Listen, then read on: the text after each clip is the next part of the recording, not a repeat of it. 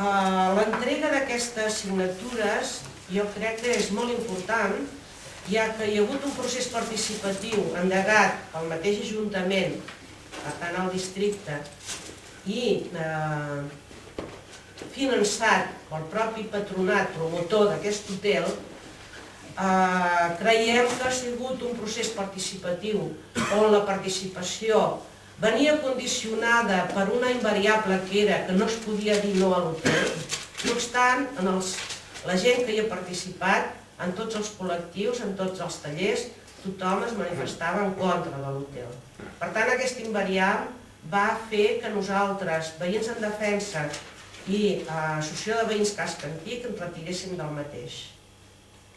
Aquí a la taula estem l'advocat que va presentar les al·legacions, més un altre aspecte que ella explicarà, l'Hubertus, arquitecte, de Veïns en Defensa Barcelona Vella, i el Lluís, que justament formava part de la plataforma de recolzament al treball que hem fet de recollida de signatures, així com les dues assemblees i l'acte que vam fer a la Bon Maison, que va ser prou assistida per considerar que el procés participatiu real ha sigut el potenciat per les associacions del barri.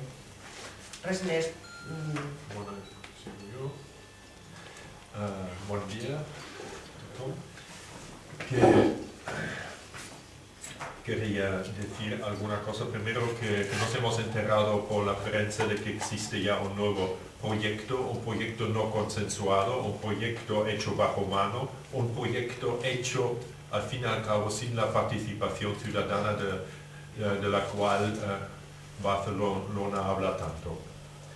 Luego quería hacer hincapié a un recurso de alzada que nosotros hemos presentado en contra del informe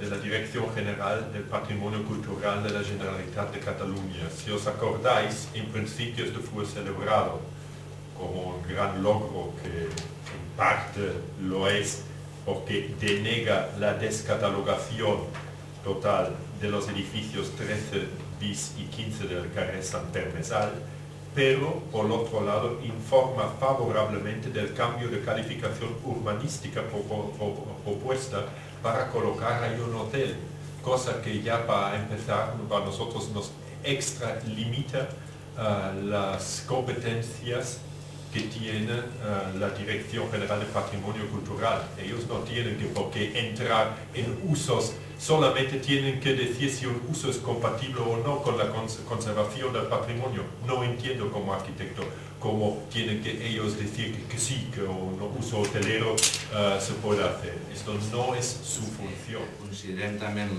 l'escrit de recurs d'alçada que hi ha una incompatibilitat entre l'ús hoteler previst i els aparcaments previstos amb el valor històric i arquitectònic dels edificis que es pretenen enderrocar. I en aquest sentit considerem que existeix una prohibició legal explícita en aquest pla especial de protecció del patrimoni arquitectònic i històric de Barcelona, en tant que es tracta d'un equipament protegit amb la clau 7B, 7A1, amb la subclau P d'element protegit, i també perquè hi ha una mancança d'aprovació d'un pla especial integral pels edificis aquests protegits. És a dir, també el pla especial preveu que quan hi ha un canvi d'ordenació s'hagi d'aprovar un pla especial integral per regular aquesta zona. Tampoc s'ha fet això. És a dir, resumint, que també l'informe de la Comissió entra en contradiccions flagrants amb la regulació de la protecció del patrimoni en el Pla Especial de Protecció del Patrimoni aquí de Barcelona i,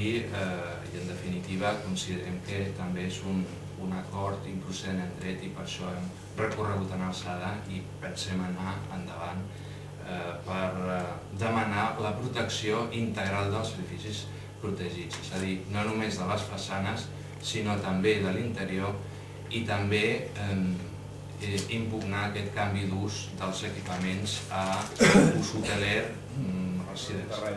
De l'Ajuntament. O sigui, no és la fundació, o sigui, no són els que intraurien el gran partit, els que han de compensar la ciutat, o potser construint 3 guarderies en 3 edificis més enllà, sinó que sobre la Generalitat la que compensa. És a dir, els ciutadans hem de compensar els negocis de particulars. I això em sembla increïble. Com una ciutat com Barcelona, que ha organitzat fòrums, que s'omple la boca constantment dient que som una ciutat solidària, sostenible i té uns funcionaments que un s'ho mira, és fantàstic, és una república, o sigui, així de clar. Per això jo crec que jo m'hi he de ficar i per això crec que tenim 3.580 signatures per qüestions d'aquest tipus.